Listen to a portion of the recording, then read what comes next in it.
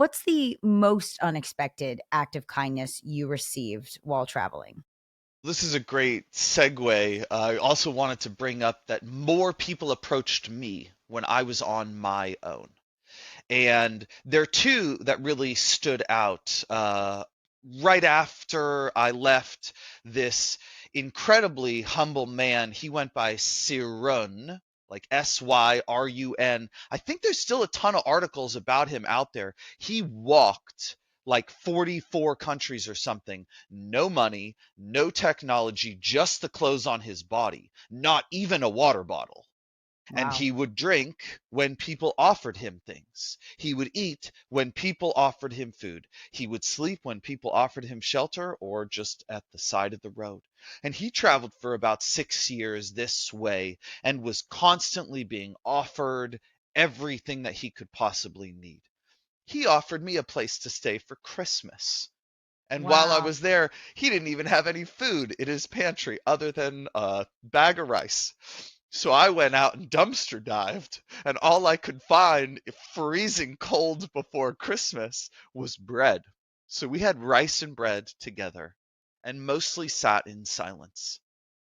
And it was a really odd thing to be like, wow, if I travel for that long, is this the kind of zen I'm going to become? But then Ah, 2 days later, I'm cycling south on the coast of Spain, a little worried about the road that I'm on because it's very steep down towards the ocean and up to a cliffside above me. Not a great place to throw a sleeping bag anywhere.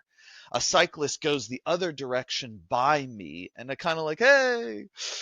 And he comes back around, speaks to me in Catalan, and then Spanish, and then French, and then Italian, and finally English.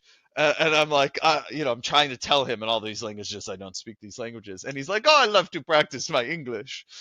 Insists that I follow him back to his home, which unfortunately is about 10 miles in the other direction. But so friendly. I can't say no. And it's not even his house, it's his sister's house.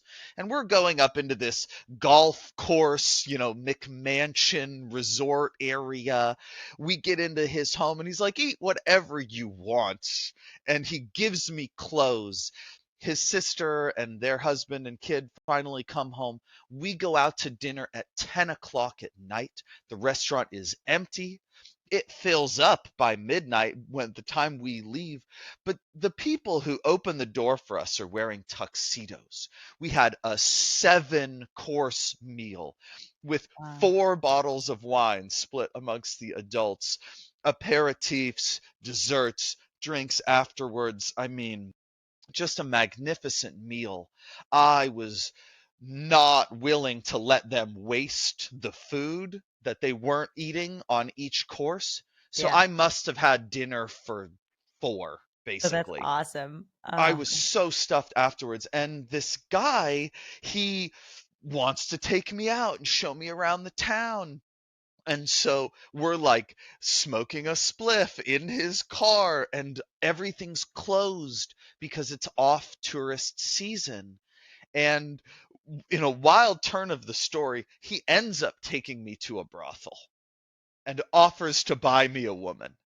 And I was 23, had never had an experience like this, was totally timid and meek and unwilling to have anyone pay for this for me on an ethical level.